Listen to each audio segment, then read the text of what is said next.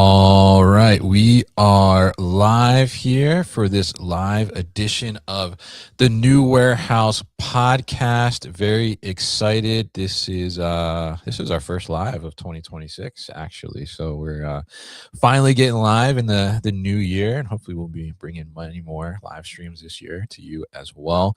But we're kicking this one off with, I think, an important topic and something that is probably on top of mind for a lot of people in the beginning of the year, especially in the marketing world, or for those business owners that are trying to figure out how to get their message out there more, how to get to the market better, how to reach their customers, what is the plan for this year, and what is going to be important for them. And so the title of this stream is the 2026 Material Handling Marketing Report. And we're going to talk about why thought leadership is king. And I'm going to be joined by Ashton Maxfield. He is founder and president of MPC, which stands for Master Plan Communications. And they are a PR and marketing firm that deal specifically with the material handling industry. So they know a thing or two about this, right, Ashton? Yes, we do. We have a narrow focus, just like thought leaders do. But when it comes to PR and marketing, we're your crew. Absolutely. Oh, I like that. There was a rhyme in there. That was very good. Wasn't planned, but we do refer to the MPC staff, which there's 10 of us, as a crew, and it's really acted that way throughout the years. And I think that you could see that with what people in the industry know, like Kirsten Brundall and Nisa and Emmy, and of course Debs Loomis, like that have worked with the agency for many years. And it is a business. That's why we're here. That's why we're all here. But Yes. the relationships go deeper, and the way that we act is more like a crew than just employees. So Absolutely. So happy to get you on here. We had you on last year too, talking about marketing topics as well, which is very well received. So we're happy to welcome you back. So for those that are joining us and tuning in now, drop a comment. Let us know where you're tuning in from, and let us know too maybe what's top of mind from a marketing perspective for you. If you follow along on LinkedIn with us, we hosted a poll on there about a month ago now, asking what is the top marketing priority for you in 2026, and that's how we came up with the topic for today. So here's that poll for those that are interested. We asked people, are they interested in company videos and product demos, thought leadership and content, trade show strategy, or sustainability messaging? And as you can see the results, and I polled my email subscribers as well, and same thing there as well. Thought leadership and content was the top winner. So certainly the topic of today that we are going to talk about, we have Tracy coming in here from Chi-Town over at My Fulfillment. Hey, Tracy. It was good to connect with you at the Fulfillment Forum back in 2025. Happy to see you here today. Oh, we got West Hollywood. Oh, Hollywood. Oh, wow. We got some celebrities out here. yes, we do. Definitely looking forward to diving into this topic with Ashton today. So we're going to focus on the topic that won the poll. I guess we'll say won the poll here, which is thought leadership, right? So Ashton, tell us a little bit about, first, because this is kind of the beginning of something that MPC is rolling out to be a resource in terms of marketing, right? So tell us a little bit about, why did we host this poll, and what is kind of this leading up to from your end? MPC is launching a monthly series called Handle More Business, and we will have monthly content come out on the third Thursday of every month on our site, masterplancommunications.com.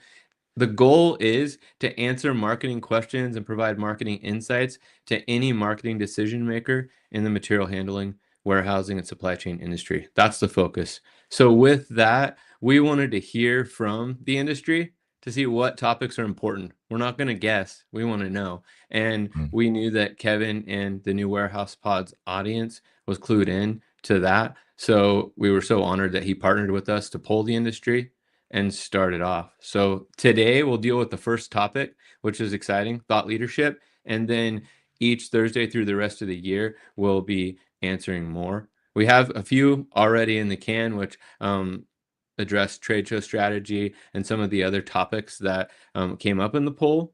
But we want to be sure to fill the rest of the year with topics that the industry wants insights on. Marketing's changing, and so is PR, Yeah. and we want to help.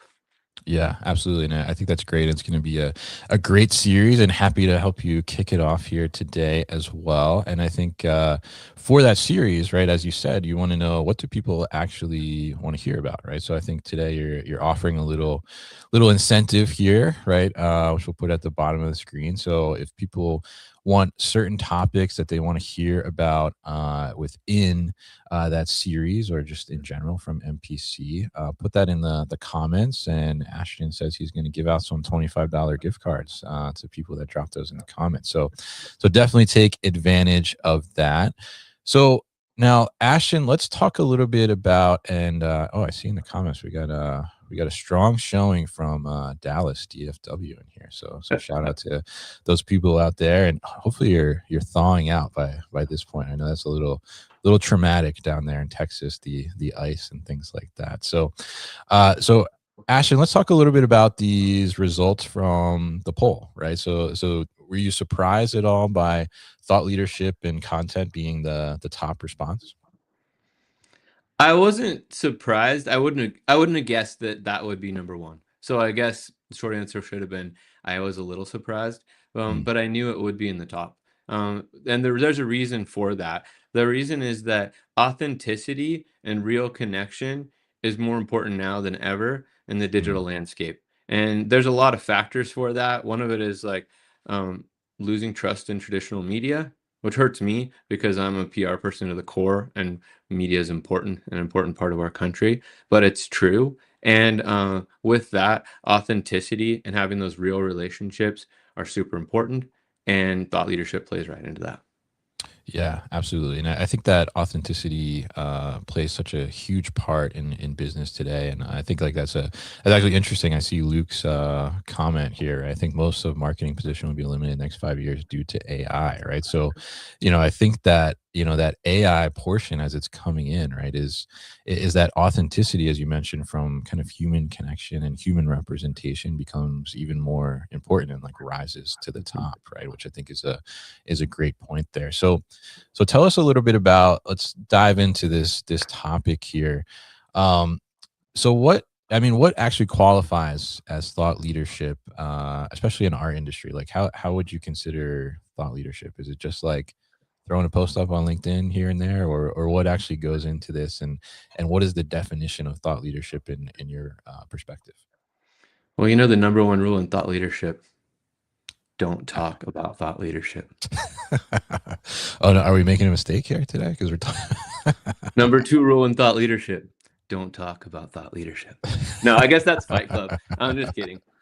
But it one thing that's true with that, though, is a true thought leader is an educator, and Mm, they're someone who has a really narrow focus, and they're a true expert in that subject matter. And building on that, I don't know very many thought leaders that are super arrogant or cocky that I want to hear from. Do you listen? Do you like to hang out with like arrogant people? no, not really. No. No, and neither do I. And I think that as people come, like it seems funny. It's a funny question, and the whole Mm, Fight Club reference was meant to be funny too, you know. But the truth is that when it comes to digital communication, when it comes to speaking, a lot of times, maybe not knowing, people come across as kind of cocky or even arrogant in mm, their tone. And I think that that's something to like just call out in the beginning and talk about where we come from and our position and our voice as a thought leader. So, mm. but Yeah. as we get there, is it okay if we take a couple steps back and talk about thought leadership then and now? Yeah, let's talk about that, because I think, in the beginning right here, you were talking about that, obviously like marketing is changing, right? And I think, It is. the kind of channels and the avenues that some of this may happen has certainly evolved as well. So talk to us a little bit about, I mean, I guess that, like, take some steps back and let's talk about kind of what did thought leadership look like, maybe back in the day, right? And how All has it right. kind of evolved to today? Absolutely. Well, to do that, I think that with the then part, let's like hit. I was thinking about it, and I actually remember the author of one of my college textbooks names, and I think that might make me a full nerd. But the author is Scott Cutlip, and I want to get a shout out to him because I learned a lot from thought leadership from that book that goes all the way back to when I was in school in the early 2000s and in 2000 actually. And Yeah. then also Joan Gladstone, mentor of mine that I learned a lot about thought leadership from. And then more recently, Drew McClellan. Drew McClellan has a book called Sell with Authority. He's a guy that I know that is a Mm. true thought leader. And in that book, he breaks a lot of this down. And I just wanted to cite that. And if someone wants to go a lot deeper into this, I would recommend checking out Sell with Authority. Sell with Not authority. doing a commercial for that book intentionally, but I always want to like cite information where it comes from. And I've been studying PR and a part of the PR community since 2000, so it's been a long time. But I definitely learned from some key people and want to give credit where credit's due as I speak. Definitely shout out to them So then. yeah, Yeah. shout out to them. So jumping back, like then, so Scott Cutlip defined PR and thought leadership, whether anyone on this call or in our world knows, is a big PR function, which you're really good at, Kevin. So I don't know if you Trying. knew you were a PR guy, but you're doing it. Thank you. I'm trying. Yeah. Okay. So Scott Cutlip, I'm going to get like kind of technical for a second, but Scott Cutlip defined PR as establishing and maintaining relationships with the various publics upon which the organization's success or failure depends. And Mm. that really sums up a key part of thought leadership.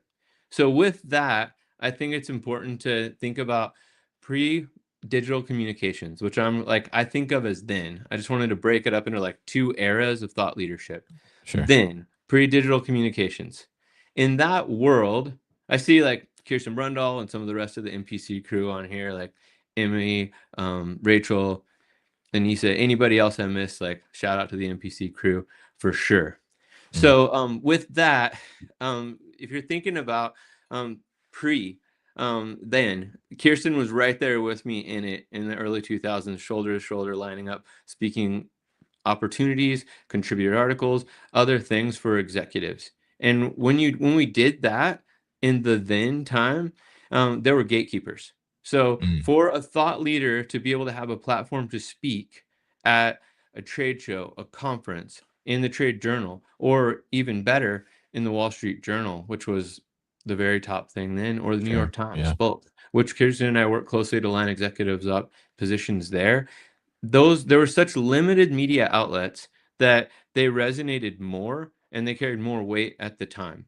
And Mm. with that, before a leader got that position to speak, whether it was at an industry trade show, conference, or contributor article, or just being interviewed for an article, that publication or event, putting them in that position to speak, gave them third party credibility. By the time they were there and their voice was going to be heard, we knew they were a leader because they were vetted by that media.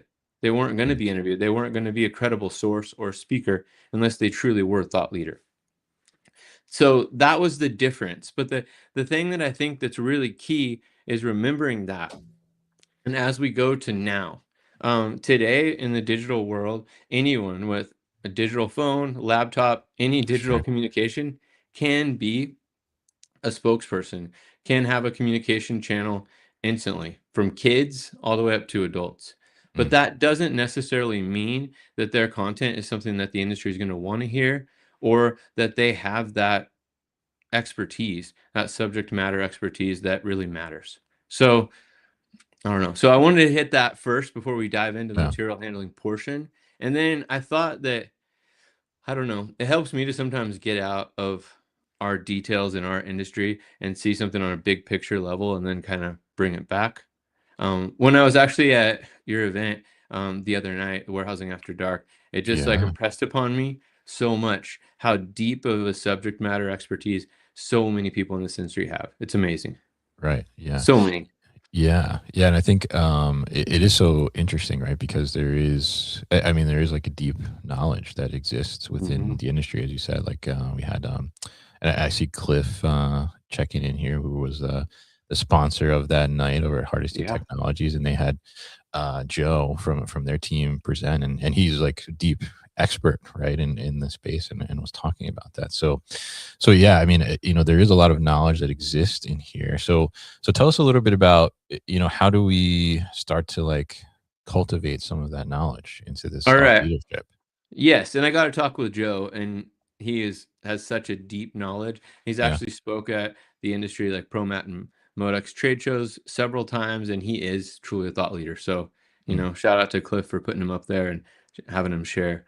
Yeah. So he's truly a specialist. And I thought my example outside of our industry before I bring it back might break down the difference between a generalist and a specialist. And a Okay. generalist is someone that's really fun to talk to in a lot of different settings and shares information about things that many people like to talk about, right? I mean, a generalist can talk about golf, football, cars, warehousing, you name it, and they're that person. A specialist has a really fine subject matter. So, little personal story. When I was younger, I started having chronic shoulder problems, like Mm. multiple dislocations a day, trouble functioning because my arm wouldn't work. Not going too much further into details, but the scale of it was pretty bad. And Mm. it happened really, it hit suddenly. So with that, went to a general practitioner doctor, great general practitioner. Followed the normal procedure, like put me in a sling, 90 days, come back, might have been 30 days, but a sling for a period of time, Mm. come back, the shoulder should have tightened up, life should go on. And that's what happens with normal protocol. Mm. Didn't work. Decades later, with the same problem, no one being able to answer it, found the right specialist. This Mm. specialist knows nothing except for shoulders. He's the Oh, best wow. at it. Try to Yeah. talk to him about woodworking, warehousing, barcode scanners, No cars, idea. golf, nothing. Mm. Talk to him about shoulders, every detail of that shoulder capsule, that rotator cuff, the whole thing. He had a modern surgery that would change my life forever, Mm. and I trusted him on it. Then I had the same problem before the surgery. I had the same problem with both shoulders because it's a genetic problem. He did an MRI at his office that day, stayed after hours because I was traveling from out of town to see this specialist, looked at it, would have benefited him greatly to do shoulders on surgery on both shoulders, double the Mm. money. He Sure. looked at it and he's like, no, the way with your age, the way this shoulder tightened up, you do not need surgery on that left shoulder. Mm. It is okay. The tears and the ongoing damage to your right shoulder must have surgery. That's a specialist, and he has a very strong point of view, and he has a very strong opinion, and Mm. he is a subject matter expert. So that's really the difference. If someone now I want to kind of bring it back to our industry Yeah. and answer your question, but if someone wants to be a true thought leader in our industry, like whether you're focused on inside the warehouse or supply chain, either of those, you really need to provide value and provide that expertise. And on the channel you choose to share from, which we can get into content later, that Mm. you don't stray from that. It's not the same as having an opinion about everything and being general. You really need to have that focused opinion. So I wanted to be sure to hit. I listen to a lot of podcasts. I read a lot, Mm. and sometimes I get done doing it, and I'm like, now, what was the key takeaway? How can I use that to improve my life today? It was Mm. entertaining and I learned something, but so I'm hoping that today and throughout this that I'm able to like dive into the details of how to be a thought leader and then also some action items for anyone listening to take, which we can kind Mm. of get more into. But Yeah. a material handling leader that is a thought leader, when they choose to share, they should be focused and have a focus area that they choose to go into. They Mm. should be a specialist and not stray from it. As soon as you start sharing opinions beyond your area of expertise, your credibility goes down, Mm. especially if you're wrong once. They should have a public presence. They should be an educator. And I think about that specialist doctor as an educator. He really broke down exactly how my shoulder worked, showed me a model, showed me the MRI, talked to me about why I had these problems and how this modern surgery would fix it. He's super passionate about it, so Mm. passionate about it. And that passion is not shared for a subject matter expert beyond other people that care about that same thing. So on the streets, selling out an arena, other things, not that many people are passionate about the inner workings of a shoulder capsule. I'll Mm. tell you who is me because it changed my life. Yeah. Number two, people who are specialists for shoulder, orthopedic surgeons, those and people advancing biology and medicine, that world is, and that world follows him. But it's not going to be the general public. You're not, if you are an expert in material handling and that's your area of focus, it's not the same as becoming a Mr. Beast. Mm, Mr. Beast appears that everyone cares about that. It's sure. fun. It's entertainment. This is not entertainment. This is education. But that passion, I mean, you're passionate about what's in the warehouse. Mm. Are they sexy warehouses? Yeah, of course. Yeah, yeah. Yeah, If see, you doubt that warehouses are sexy, we got to change your mind here. But I do not. yes, very good, very good. But So on that yeah, note, you got to have that passion, and yes. you have it. Like I love it. I've been doing this for 15 years. On the last New Warehouse Pod, I've been doing PR and marketing a lot longer, but focused on Mhm. warehousing and supply chain for 15 years since I started MPC. And I am passionate about it, and I kind of got into why on our last pod, and I don't want to detract the time because it Mm. was my goal to have the shortest New Warehouse pod ever, and I think we might be blowing past it, but I was trying. Um, yeah, in addition to passion, which we both have, you need to be significant, and that significance does take time. But as you Mm, provide real value, real education that connects you, the significance elevates, and you need to have a strong point of view. If a thought leader is sharing the same thing that anyone else could share or that is generally available through AI or the internet or mm. any other source, it's not true thought leadership. It needs to take that general information and have a point of view to stand out. Yeah, yeah, absolutely. And I think that that point of view, right, and having a thought on it, and I think, you had a great point earlier about making sure that you have the point of view, but don't tread into the kind of arrogance, right, level on that, right, like not the point of view that like, okay, well, this is my opinion and that's the only it's not opinion, that's fact, right? What I believe is fact or right, in that sense, like, this is my thought on this and this is my stance on it, right? But being open to that conversation as well, right? Because I think that conversation is great when it comes to thought leadership. So let's kind of start to break down like how to start to develop this thought leadership, whether it's for an individual or it's for like the company as a whole.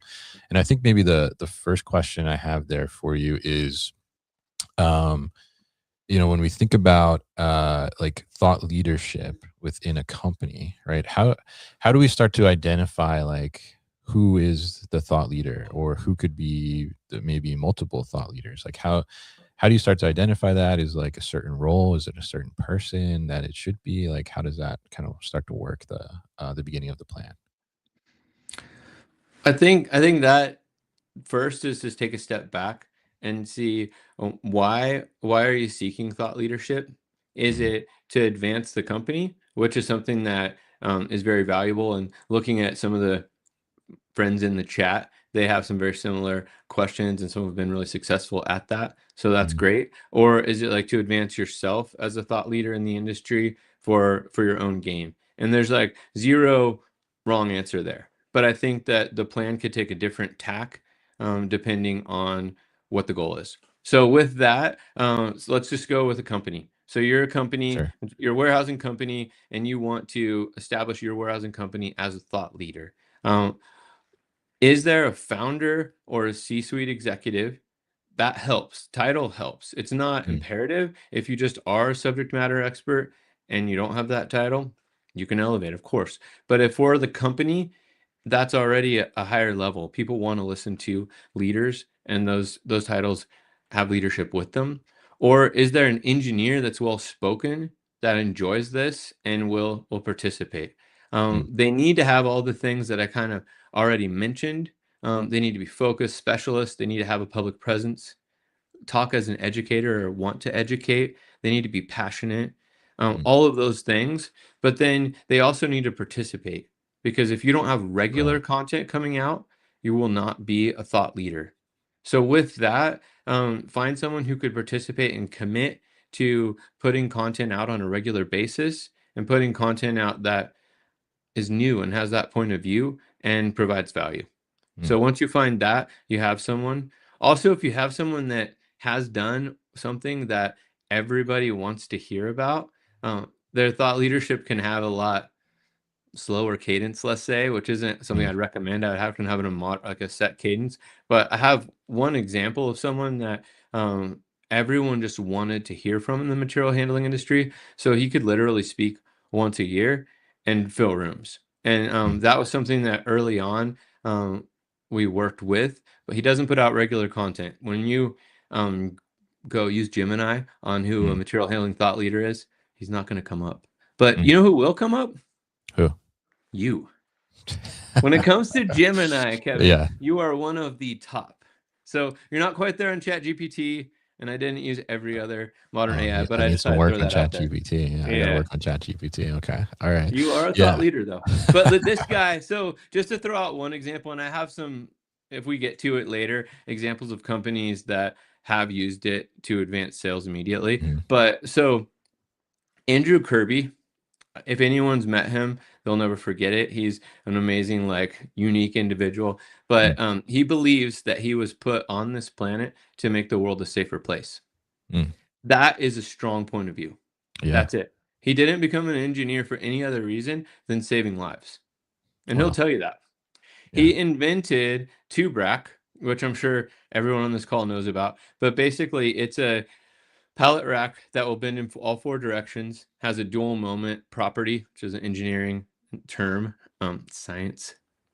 Anyway, with that, when he speaks, people wanted to listen for many years and still Mm, will. So at a trade show, it could easily have a press conference at the booth, book a meeting room, and just fill up the meeting room with him, with people hearing about why and how this works. And it was such a major change in the industry. So mm. that's one. But he has the point of view. He's very significant because he's made a difference and he's Yeah.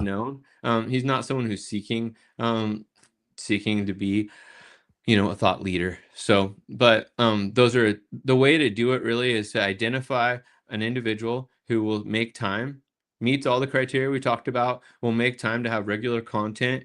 Mhm. Choose an outlet for that content and be consistent with it, and have that content come out on that regular basis. Yeah. That's important, and then to respond.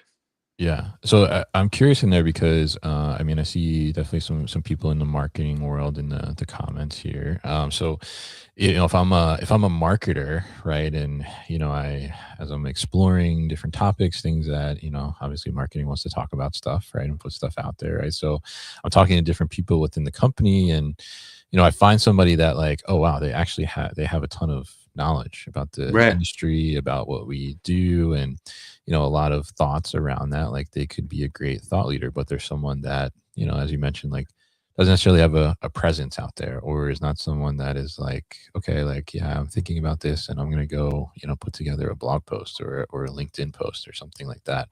How does the marketer, help maybe assist that person and kind of, I guess, maybe coax them a little bit, or help to boost them up in terms of developing them into a thought leader, right? Because I mean, one thing, right? I think from what you're saying, like the thought leadership has to have, I mean, thoughts, right, in the first place, right, and has to have an opinion, right, something they want to talk about, and something that they're a specialist in, as you talked about, right. But oftentimes, what I see in this industry specifically is that there's tons of knowledgeable people, but they're not out there like that, right? They're not like posting about it, or they're not on LinkedIn and talking about these things.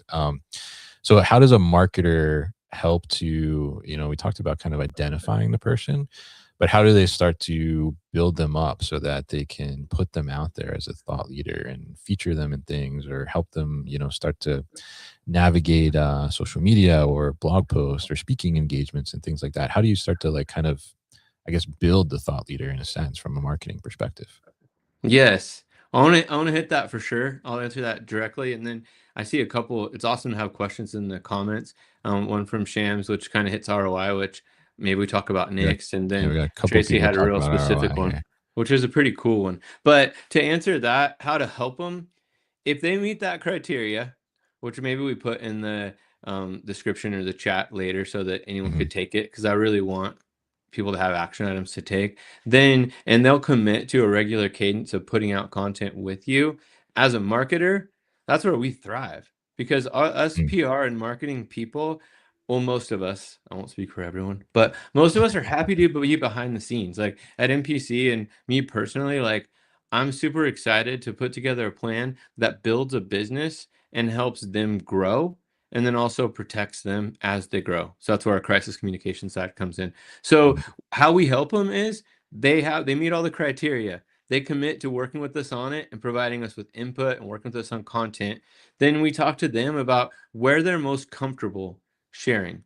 There's mm, different forums that people follow in our industry. One, of course, you're ruling podcasts, and sure. that's great. You're also super active on LinkedIn and have a really great audience there that is engaged, which is great. Those are two, like the top two really are video, whether you're using YouTube, LinkedIn, or another social channel. If you're going to write blog posts, and those blog posts can also be featured on LinkedIn, but Mm, taking a moment for that would be soon to be thought leader and mhm, stepping back and analyzing who do they need to connect with, which seems really mm, elementary, but it can't be missed. So take a few hours, break down the company and the company's goals and their sales model. Do mm, they sell through distributors? Does the product ever touch an end user? Is it only B2B? Those are super important. And who are the top 100 customers? And if it's less than that, who are the top 25? sure. And how do you engage with them? And where do they consume their media and where do they spend their time? Then decide once you hit that, because if you're speaking where they're not, it's not going to be very valuable. Once Mhm, you decide on that content channel and the type of communication, whether it's going to be written, video, whatever form that is, then setting that regular cadence and coming up with really 6 months worth of content ahead of time, which is a lot. If you're mm, doing 1 month page, 1 month major cornerstone content piece. 6 months is totally doable, but having it far enough ahead so that you don't miss. mm, Because the audience, the cadence is important, building momentum is important. And if you start missing, then you lose your audience. mhm, So I'm not saying that the new warehouse pod has to have 6 months lined up, but if you're a new person that's really breaking into thought leadership, it's important to have quite a long pipeline of yeah, topics built up and get it in the can so you don't miss. So, for example, like MPC has, we're doing handle more business. We know we really analyzed where our audience is, where this industry is. We got the topics, thanks to you, from the industry, what they want to hear. And hopefully we get some more in these comments. I want to give out some yes. gift cards. Put those comments in there. We got gift cards to give away. Definitely put Yeah. the comments in there and topics, right? And you can pick the gift card. If you want to go to Starbucks, I love coffee. If you want to go to Bass Pro or Amazon, where you can get anything. So, yeah. Mm, okay. All right. So I hope So that answers the starting point and then getting basically into content a little bit. yeah, definitely. So yeah, I mean, definitely a starting point there, and I think that's like such a great tip too, is to get the content together so you have runway, right? And I think that's Hmm. one thing, having a podcast certainly I've learned over the years too, like, because consistency is key, right? As you mentioned, like showing up and having this cadence, right? If there's so many different ways that people can invest their attention, right? That if you lose some of that cadence, some of that consistency, then you can lose that attention, right? In a sense, so very important to kind of develop that and do that, and there's lots of ways to get that done. But I'm curious in there because you mentioned the cadence. So if we talk about like thought leadership content, putting it out there, like in your opinion, like what is a good cadence, right? Is it like, okay, I should put something out once a week? I should put something out once a month, multiple times a week? What is really a good starting point there? Because I think one, it's got to be digestible, right? But two, Hmm. like how do you make sure that it's not too long in between that you lose some of that attention? Right. Well, it kind of comes back to like the key those key things, right? Is it going to be educational content? Is it going to be something that resonates? Does it provide value to the audience? If you can do that 3 times a week and get the rest of your job done, that would Mm, be unreal. If you mm, do that at a really continuing to put content out, that works. But for most of us, we have other things going on. Many thought leaders, the ones that are true thought leaders in our industry, are running a business, most of them. And Mm. so there are definitely other priorities in their life outside of content. Quite a few years back, Gary Vee. Any Gary Vee fans out there? I know I'm Gary. one. Yeah. Yeah, yeah. So Gary Vee broke it down, and he's just Mm, like, look, he put out longer form content, and then he broke those up into shorter form pieces of content. And with that, on all the social channels, because he's Gary mm. Vee and he's everywhere. Yeah. He with that, it worked. He doesn't stray. He comments on a lot of topics now, but he doesn't really. He hits all the things of a thought leader, and he breaks it up into really consumable, shorter form content from those longer form videos. Another like Drew McClellan, who I mentioned earlier, really broke that down too in a way where he calls it cornerstone content and cobblestone Mm, content. So the cornerstone is that big foundational piece. It could be long form, and a longer form of thing that really answers a deep topic. It could be trade show strategy, thought leadership, sustainability messaging, news releases that matter, and material handling. Any of those topics. But then, like, if that comes out once a month, that cobblestone piece of, I mean, that cornerstone, big long form mhm, cornerstone piece of coverage, you can cut it up into smaller cobblestone pieces that come out multiple times a week and still keep that audience engaged and share. mm, The one thing that people often think on social media today is that they could share too much. mm. And sure, it's possible. Yeah. But for a business, really, like, people are seeing with the current algorithms a fraction of your posts. Sure. So Gary really hits that you could post multiple times a day and it not be too much. So I'm not going to say a certain cadence that an individual needs to take to be a thought leader, but they need to choose what that's going to be, put it out there, and stick to it and be consistent. So those are Yeah. some things to like take into consideration as they choose that strategy. Yes, yeah, yeah, and I think Gary's great, and so does Seth too. He says Gary is Yeah. awesome for sure, and I mean his cadence and consistency is unreal. I mean he's It got like is. a full content machine, totally built that's unstoppable. I think at this point, but I think that cornerstone piece of content too is such an interesting point because the one thing that like my biggest takeaway ever from Gary as we are talking about him was that and one of the reasons that I found the podcast to be such an interesting thing as I started to learn more about it and the marketing and things like that was that, if you create something, right, you think about, if you were the kid or you had that friend in high school that, parents were out of town and you would be the one that always has parties, right? You were like the house for the party. Well, everybody gravitated towards you, right? So Hmm. how do you create something where people like want to gravitate to it and be kind of that source? And that was my best takeaway from Gary ever, I'll say. So very interesting there, and let's I guess let's address some of these questions in the comments. We see there's a lot of questions in here. I think 3 or 4 questions about ROI on thought leadership and content, and I think this is a very interesting question here, right? So this is from Alyssa. Shout out to Alyssa over at Big Joe. For teams trying to justify content or thought leadership initiatives internally, what metrics matter most? How do you measure the ROI of authority instead of traditional lead gen KPIs? So Ashton, I'm curious how you look at this, right? Because you talked about the way things used to be, right, to how they are Right. now, right, and obviously leads matter. People want leads, right? They do. But when it comes to thought leadership, it's not always like immediate leads, right? So how do you start to measure that? How do you know like it's being effective? How do you know there's actual impact happening?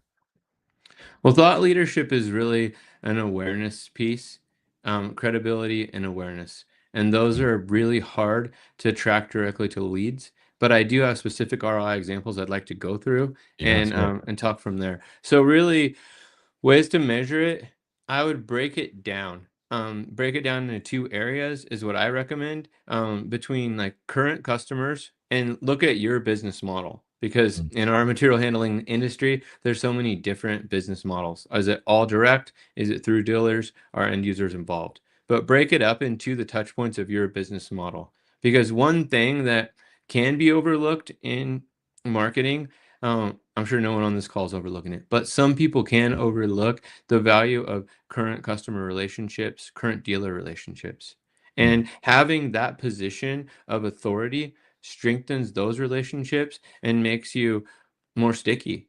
They want to be connected with the leader, with an authority person, with a strategist. One other thing that I noticed in a question in here was, and I can't remember, it was more of a comment about AI replacing jobs. And Sure. AI is going to change things. It already has, and it's going to Mhm. continue to have a dramatic change. I mean, was it the last pod that an AI bot interviewed you?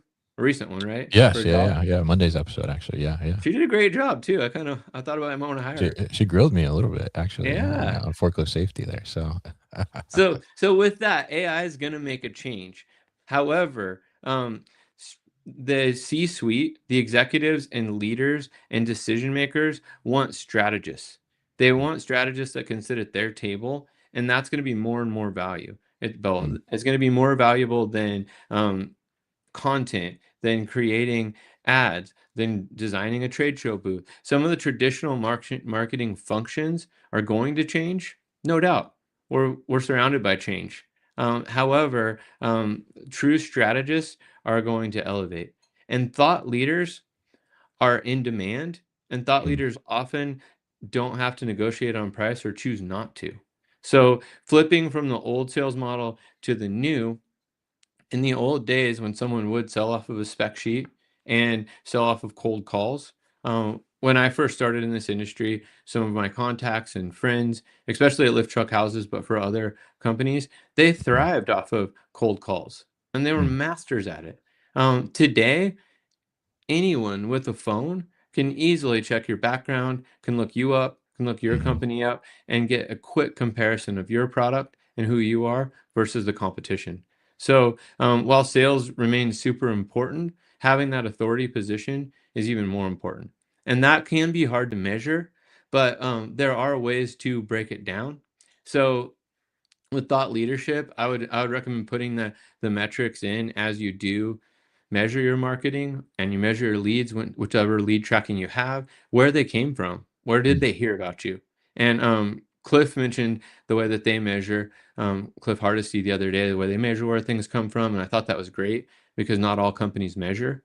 But with that, I think it's key. And then sometimes, depending on your sales model, sometimes it's not selling a huge volume.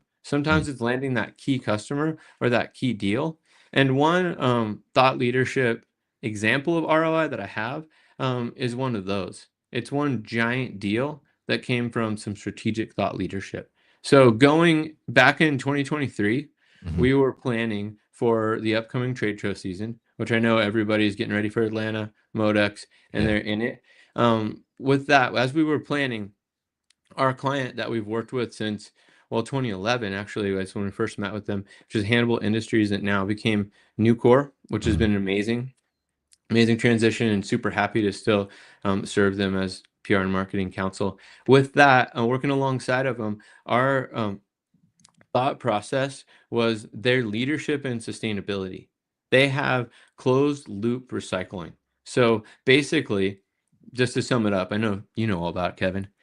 I do, yeah, yeah. We talked about But it at ProMat last year, right? yeah, and you were on the panel, which was Yes. amazing. You moderated. So with that, they have something. They take down pallet rack that has been damaged and is unusable. They melt it. They form it into new pallet rack and they put it back out. So that is completely closed loop recycling. It's very rare. It can't happen in every industry. A lot of Mhm, industries there's more waste, but in steel it can. And with their really modern steel manufacturing process, which is so cool, they can do it. So we went to MHI as an agency, and I want to be sure to we work alongside our clients. We advise them on strategy and sit in that strategic role with the C level, and we work as a team. So there's really great people at MPC that are on this call that were instrumental in this and did it. I got to be the spokesperson. Like I was saying today, I'm like going to be the NPC representative on this, but for there's a sure. crew that did this. So I'm not taking credit, guys. Credit where credit due. Anyway, the team was like, all right, let's talk to MHI. let's recommend a sustainability panel for the show. They pitched it, and it happened, and it that has grown into like a sustainability showcase, which is super cool. And you moderated it last year, which was Mhm. awesome because your platform brings a lot more people than me being the moderator. So Yeah. I was super happy. I recommended we see if you would do it, and you did, which was great. That that announcement back then, so started in 23, the planning, announced it in 24, was able to do a sustainability showcase with MHI that has grown broader, and it really pushed that closed loop sustainability, which is something that major retailers and major um, well, big box retailers are looking to do, and they have directive from their investors and they're publicly traded, of course, the Mhm. market to hit sustainability goals. So them learning about this, we created more than just the thought leadership piece to it. We had video to back it up. We had other things, but that led to a huge ongoing sale with one of the largest retailers in the world. Mm. So that is one case of ROI coming from thought leadership. Yeah. But the hard thing to quantify, unless you break it up and you say, let's measure this announcement, let's measure this, that authority position is kind of a long-term play. And you have to really break up moments to measure it or measure it in other time periods. You know, Mm. it's kind of like measuring a P&L, right? And a balance Yeah. sheet. Like look at this window of time and see what benefited where and how that played out. But that authority, it transcends. You build momentum, and it's a long-term commitment with that long-term value. That's one specific Yeah. example. Another one that I know has seen a lot over time is Big Joe. Big Joe has done a great job having thought leaders in their company, um, and some of the things that they've done has really led to like m- leads coming that are already educated on the company's services and them Mhm. going down the pipeline quicker. And then they've also seen really deeper dealership partnerships because of their authority position. So I think that really comes with the long term thought leadership, which is pretty cool. I mean, Yeah. I want to ask you, like, Mhm. you launched the new warehouse, was it 2019? Yeah, 2019, yeah, yeah. It's So coming up since on, then, 7 years, yeah. yeah, man, congrats on that. Seven's a lucky number, my favorite number. Uh, Thank you. Throwing it out there. So how have you seen that over, these last 7 years, your Yeah. position change through what you've done? Can you? Sure, yeah, yeah, and I was gonna say, similar to what you're saying, I mean, I think it is, when it comes to, I guess, this thought leadership in a sense and creating content, it certainly is like a long-term play. Like I will say, from the podcast perspective, I mean, every day we have, at this point we have, 700 some episodes, right, that we have out there in the world, right, and can be consumed on multiple different platforms, etc. Which one of them is the panel from ProMat. You can find on YouTube too, as well, if people are interested in that one you're talking about around sustainability with Nucor. But yeah, I mean, every day, like I see people that are they're listening to episodes that are multiple years old, right? So and I hear from people like, oh yeah, actually I listened to that episode about so and so company. I'm like, oh, when was that? And then I think about it, I'm like, oh, that was like 2 years ago we did that, right? So that discovery, I think, phase for companies and solutions and things like that, when you have the content out there, like it's just kind of constantly working for you, right? And like to your point, like there may not be necessarily an immediate ROI, right? And it may not result like in instant leads or anything like that. But over time, it's building that foundation and that authority. We actually had somebody on that was a 3PL on the podcast a couple months ago.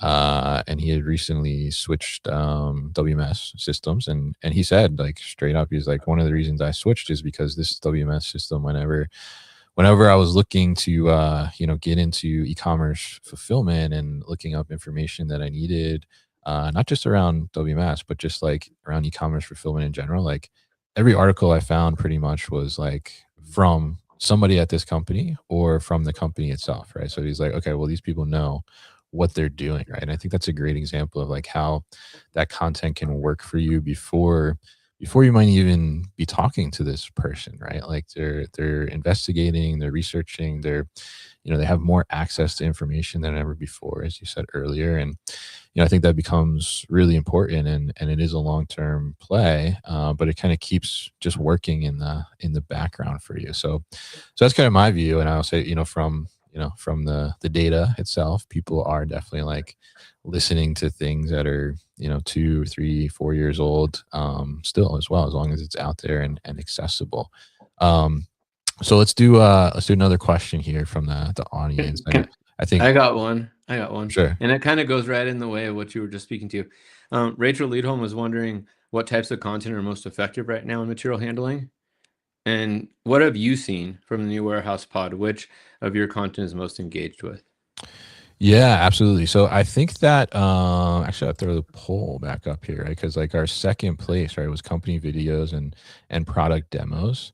And I think, from what I see, in terms of like what's the most effective, I think our content where we are on site with the customer certainly like gets the most attention, right? And gets the most traction, because I think it's interesting setting, and our industry, right, is very kind of visual to begin with, right? So it lends itself well to video and being able to convey that to the audience, itself. Like, you mentioned Nucor, right? We went and did something at Nucor's Houston location, right, previously, and that stuff performs really, really well, because I think there's a natural curiosity in the industry to see like, how do these things actually work, or how are people actually using these solutions in the real world, right? And like how, like, and that starts the brain, I think, to think like, oh, okay, well, I could use it like that, or like, oh, that's how it works, right? So Mhm. that's really like where we see the most traction, for sure, is doing those kind of in-person engagements, and getting thought leader from the company, not only talking about some industry topic, but then also kind of showing like how these things work and how they come together. So that's what I see is the most effective, from our perspective. Cool. Yeah, that's interesting.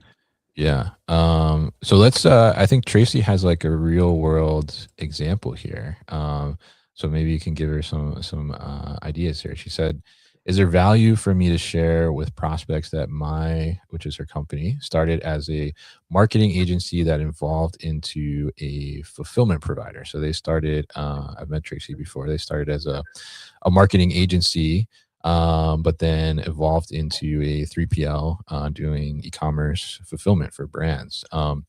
So she wants to know, should they include that like in their content or their story? How would they approach that?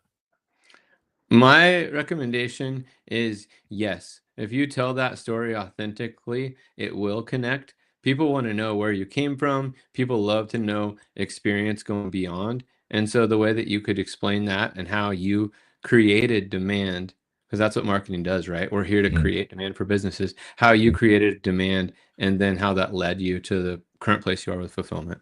I think that's great. And I'm sure that you have some awesome testimonials behind you that you could use, which really increases that credibility and elevates you as a thought leader, making you significant. I Yeah, have, yeah. I mean, I have kind of a similar, well, it's a little different, but an example that might help. Okay. So when I launched back in December 2011, I decided to launch Master Plan Communications MPC.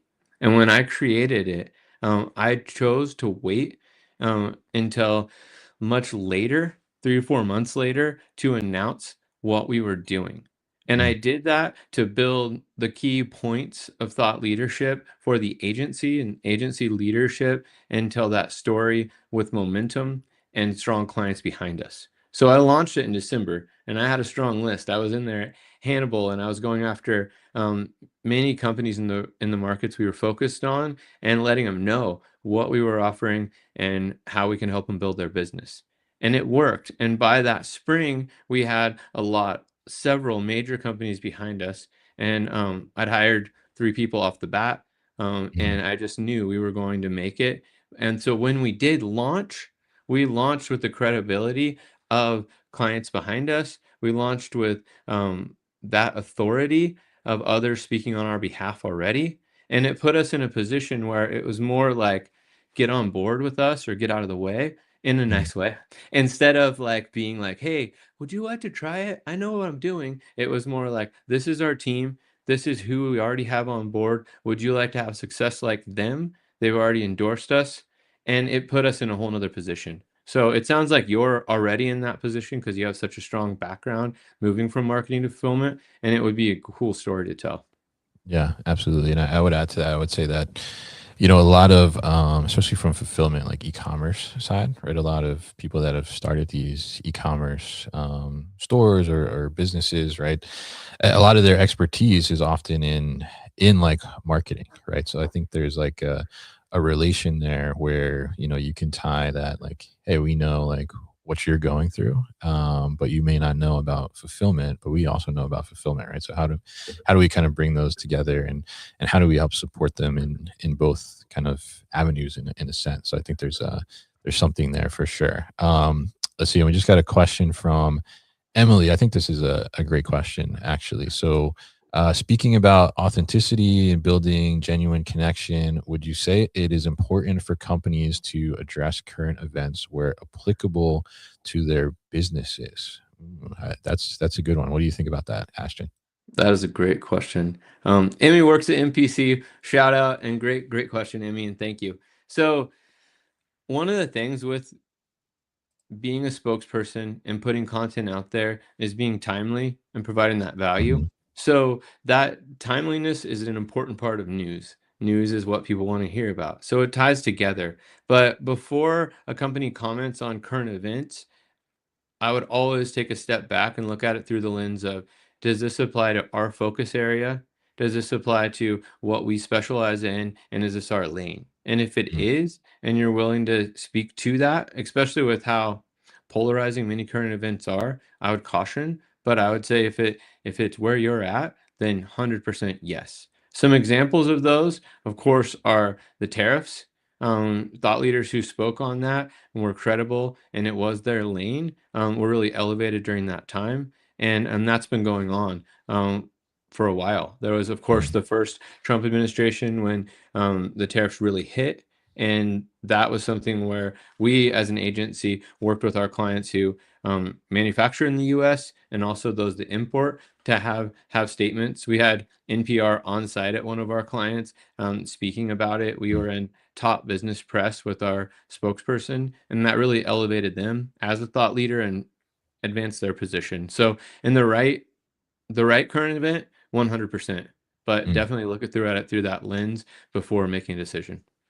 Yeah, absolutely. And I'm curious there, like the balance of a thought leader and the content, I guess, that is coming from that thought leader, because we talked about having some content like in the bank, basically, right? Kind of Right. a little runway. So, what's the right kind of balance between, I guess, content that we'll say is like evergreen in a sense versus like content that is timely and commenting on something that is happening right now, like current events or maybe other industry shifts that are going on. Well, that balance can be found, I think, Hmm. in looking at your specialization. So if you're specialized and you know that this really matters, I would jump on and add a statement or some short form content on something Mm, that matters. Um, Tariffs are an easy one to come back to, but to tariffs or navigating some of these major shifts, or that makes sense.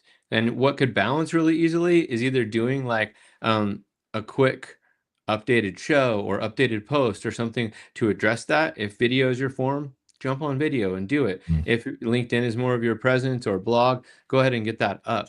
But it doesn't hurt you from having evergreen content that matters. And I think that any of us in supply chain and warehousing can look at least the next 6 months and mhm. know, here's things that are going to matter for the industry, and here's things that people want to hear about and I can do a deep dive on. These aren't going to change right immediately. Sure. 2 years, they may be old. 1 year, they'll be old. But in the next 6 months, this is going to matter. And if you want to jump up and do some quick thing, it makes total sense. Well, I don't know if anyone listens to the All In podcast.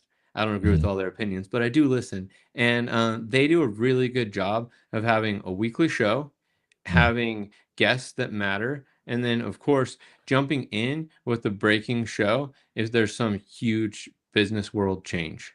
And mm. so I think that's an example of someone to look at, example of having evergreen, but then also something that is quick, short lead, new news just popped up and addressing that. Yeah. All right. Great strategy there. So let's see. So as we close this out, coming up on time here, I guess last question I have for you, right? So if a company has a $0 budget for thought leadership today, where can they start? How can they do something? Great question, and I'm happy to tackle it. So here's the takeaway. Someone in the comments when the survey was done commented that they really wanted takeaway and action items. So zero budget, you're working for a company and you want to start in thought leadership. Number one, like set the goal. I'm all about planning, so we're gonna make a real quick mock plan here, like master Let's do plan it. communications is all about. Okay. So have the goal, like what is that overarching goal and what's the point of becoming a thought leader? And put it on paper, like save it and write it down, no matter what you're using for your platform, write it down, save it. Probably more digitally than paper, but have that goal. And then from there, once you have the goal, um, I would break down um, what content channel matters. Mm, And then the other thing to put on there, probably right above what content channel matters, is what the subject matter is going to be. What is that lane and who is the spokesperson? Whether it's you or an engineer or a CEO or president, what is their specialty going to be? And define that so it's easier to stick with it.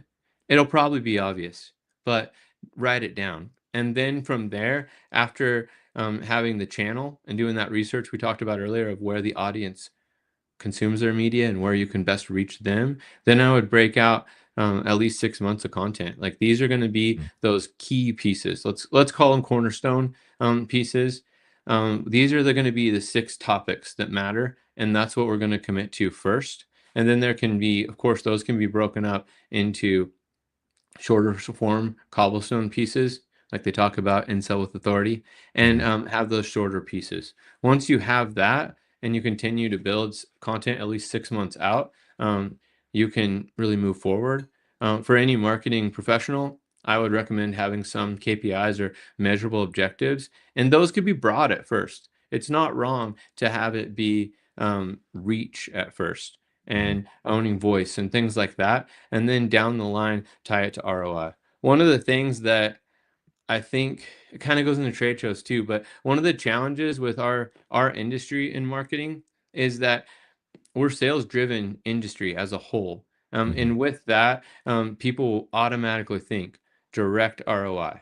And that's not wrong. Like that's what marketing should do. However, some things are a lot longer lead. And as we move into this new era where authority, as Kevin mentioned, authority has become a currency. And when you're having that real authority position, it takes a longer commitment. And so having maybe broad KPIs in the beginning and then breaking those down over the future to make them more measurable. mm.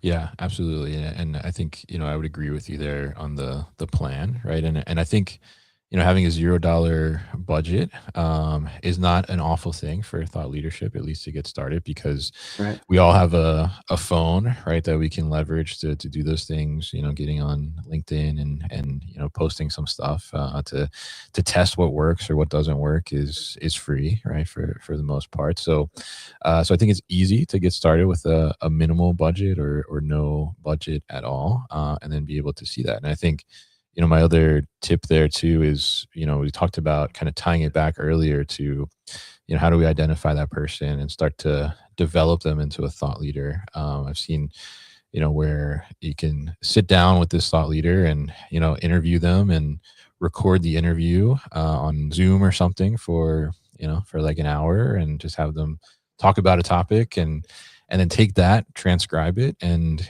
create your different posts and things from there. I think that works very well too as well. So So very great to talk to you here today, Ashton, and really appreciate everybody chiming in the comments. Some great questions there, and definitely hopefully some other topics that Ashton can focus on for the new series coming up as well. So if people want to get connected with you, Ashton, or be updated when that series releases on Thursdays, what's the best way to do that? Where can they find it?